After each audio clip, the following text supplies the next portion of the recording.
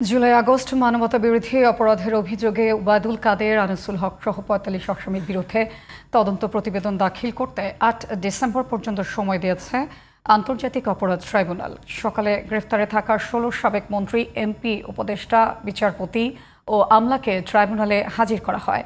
পরে খাস কামরায় বসে এ আদেশ দেয় ট্রাইব্যুনাল। এদিকে চতুর্থ দিনে শেখ হাসিনা সহ ৩ জনের বিরুদ্ধে জুলাই আগস্ট হত্যা মামলার যুক্তিতর্ক উপস্থাপন করেছেন চিফ প্রসিকিউটর তাজুল ইসলাম। এর মধ্যেই আসামিদের অপরাধ প্রমাণ করতে পেরেছেন বলে দাবি চিফ প্রসিকিউটরের। সাইদুল ইসলামের রিপোর্ট।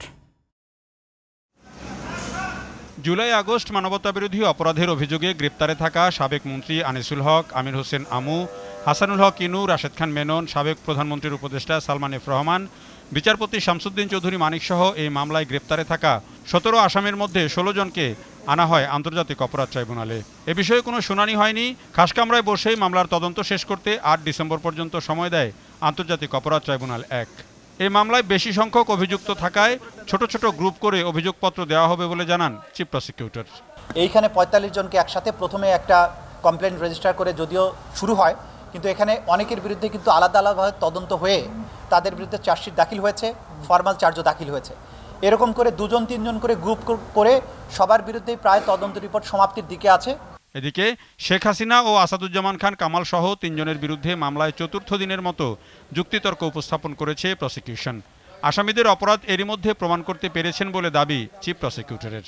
পুলিশ বাহিনীর তদানীন্তন যিনি প্রধান, তিনি সরাসরি কোর্টে সাক্ষী দিয়ে বলেছেন যে এই লেথাল ওয়েপন ব্যবহার করা, হেলিকপ্টার ব্যবহার করা বা ড্রোন ব্যবহার করার ব্যাপারে নির্দেশনা তিনি পেয়েছিলেন। প্রধানমন্ত্রী স্বরাষ্ট্রমন্ত্রীকে বলেছিলেন, স্বরাষ্ট্রমন্ত্রী তাকে টেলিফোন করে জানান যে প্রধানমন্ত্রী তাকে এই নির্দেশ দিয়েছেন।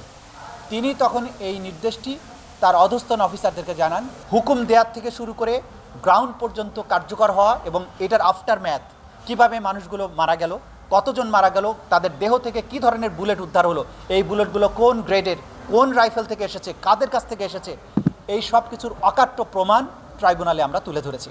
২-১ দিনের মধ্যেই প্রসিকিউশনের যুক্তিতর্ক উপস্থাপন শেষ হবে। এরপর যুক্তিতর্ক তুলে ধরবেন রাষ্ট্রনিযুক্ত আসামি পক্ষের আইনজীবী। Saidul Islam, GTV news, Dhaka.